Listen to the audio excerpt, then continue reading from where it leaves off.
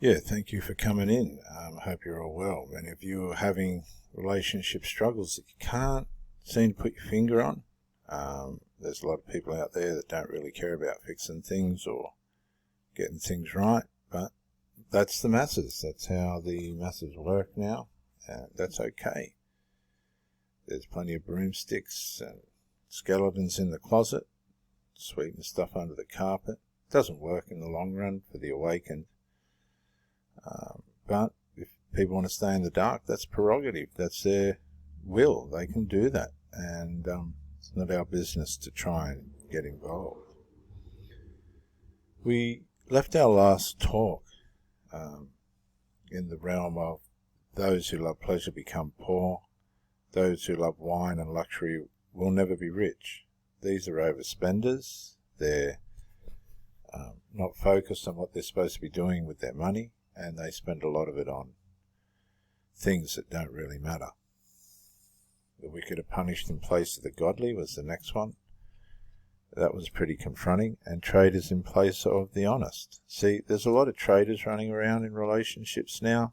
That's narcissistic. Could be covert, could be overt, but one thing's for sure, it's not healthy. And when you're in a relationship with a traitor, there's nothing worse, really. There's nothing worse. There's situations where I've been put into situations where I've been completely demasculinized for months and months, and then all of a sudden some ridiculous solution to the problem comes up. These people are completely unaware of where you're at. And then when you don't go along with it, they think you're a traitor, and it's your problem, and you just have to say, look, I'm sorry, but you need to go. It's just so far away from, say it, common sense. It really does put you in a headspace where you give in. You just finally give in. You just cannot take any more of the trouble that's coming towards you. You just, am I speaking to somebody here? I'm sure I am. This happens to all of us. I'm just trying to use the scriptures to bring sense to the good and the bad in all of us as well. But here we go again. We ran into this in Proverbs 20, and the Bible's, these people knew of the covert female narcissists. They knew it. They start covert, you don't know it's in there, and then it goes overt, and this is what you end up with. This is the covert female narcissist gone overt. It's better to live alone in the desert than with a quarrelsome, complaining wife. Now, that's overt, isn't it? But what about the ones that aren't complaining or quarreling, but inside they're a ticking time bomb waiting to go off? They're just as bad and maybe even worse because you don't see it coming. You know something's wrong and not right and it's all going on, but you just don't see it coming. These ones, you see what's going on and you head for the desert or the corner of the rooftop and you leave them to their complaining. They're going to be complaining to not just you but somebody else as well. And this is where triangulation starts, and you'd be surprised what the person that you're with will say about you behind your back. Because people that don't resolve, and this is about unresolved, this isn't about resolving anything, this is quarreling. Quarreling's got to do with unresolved. It's making things worse, complaining. These people will be, if you could be a fly on the wall, you wouldn't have this person as a wife. They're destructive.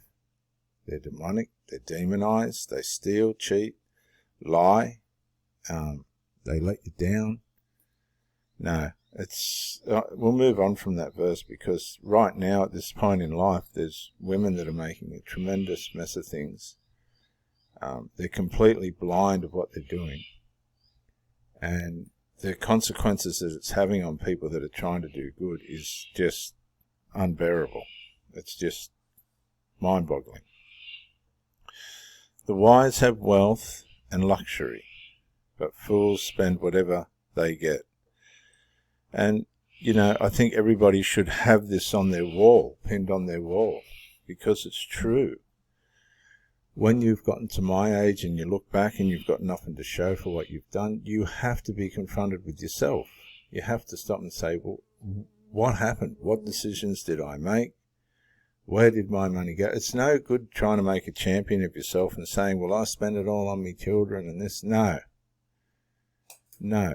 Something's gone wrong somewhere, and you have to be confronted with what that was. I know people that say money's not important. There's so much stuff about money in the Bible. It's important, whether you think it's important or not.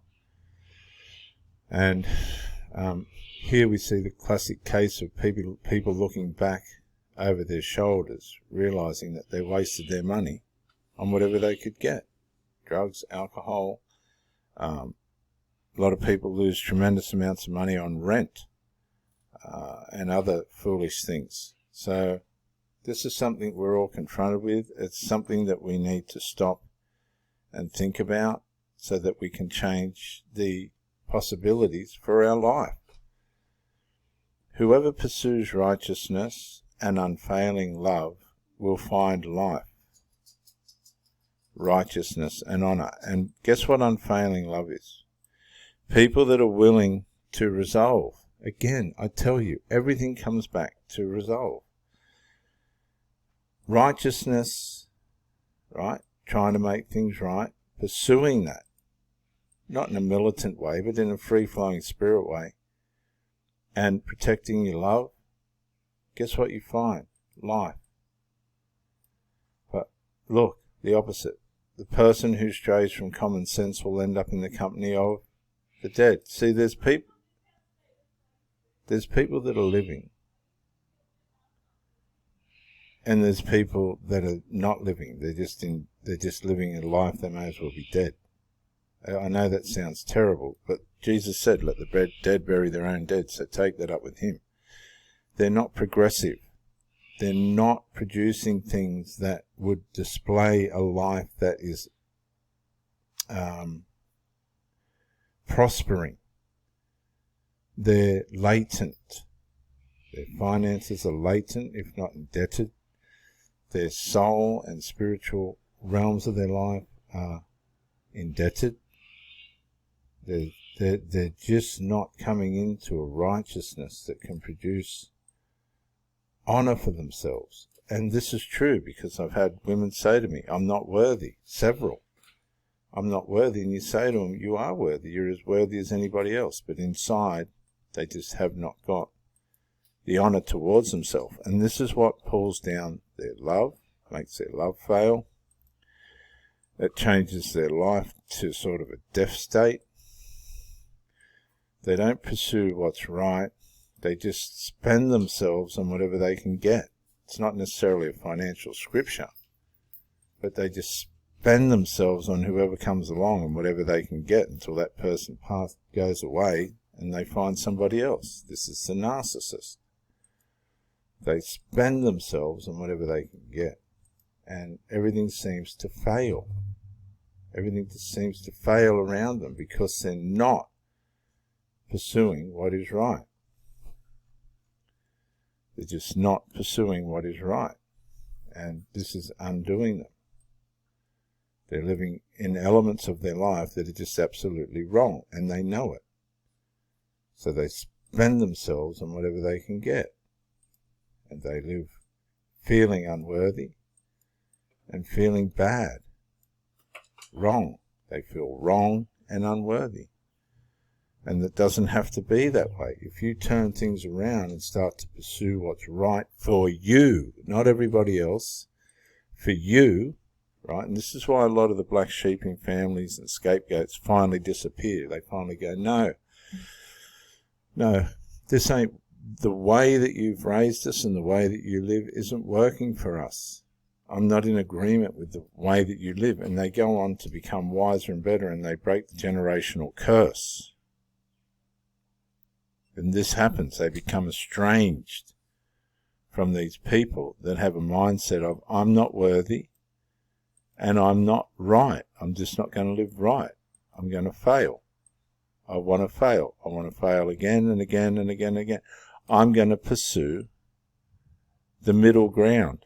Well, when you pursue the middle ground, guess what? You're making yourself more vulnerable to failure. And that's when your life becomes difficult, becomes dead. You become into a state of, I don't feel worthy, and you feel bad. So when you become around people that are trying to be right and bring justice and joy, right, you stray from common sense. It's all too much. See that there? That's a narcissistic breakdown, collapse. Right there is a narcissistic psychological breakdown and collapse, incrementally displayed. They go from common sense right down to the full narcissistic collapse. They can't cope with anything that's got justice or joy against what they think is right. If it's against their fantasy and delusion, guess what? They're going down the tubes. They're going down the tubes. They're going to have a psychological, spiritual, maybe even physical. Some people have heart attacks and die. They're so confronted with themselves. Really. And again, we see how the scripture's just turning these people into a situation where we all need to look in the mirror and become what we're supposed to be, instead of undermining ourselves and everyone else around us.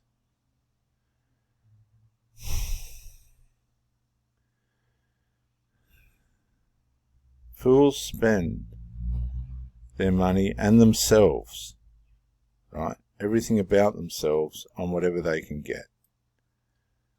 But whoever pursues what's right and wants unfailing love and will do what it takes to have that will find life. They'll find and have the rewards. They'll have righteousness and honor, and people will see the power of this shining on their lives. And this will definitely make people know. See, people want people like you. They want the light, the life, the righteousness, the honor, but they're not prepared to pursue it themselves. Okay, they want the relationship with so-and-so turns me on. Oh yeah, I've got him, I'll build this. But they don't pursue it, and everything fails. It all just seems to fail on them. They end up, because they're coming out of a space of, I'm not worthy, and I'm just bad, which is a load of victim mentality to boot. Remember, the covert narcissist comes as a predator and ends up as a victim. That helicopter's... sorry about that noise, but there's a lot goes on around here. Police, helicopters, and all that. See? So they weren't prepared to pursue righteousness. They were just prepared to tolerate whatever they could get that suited them at the time. That's being deceived by your lust. Look, despite their desires, the lazy come to ruin. Your thinking is lazy. You're not pursuing what's right. You're just taking whatever... The scriptures are powerful.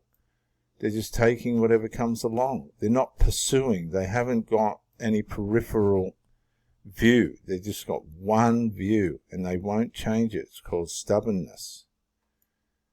And, of course, they just end up foolish and in debt.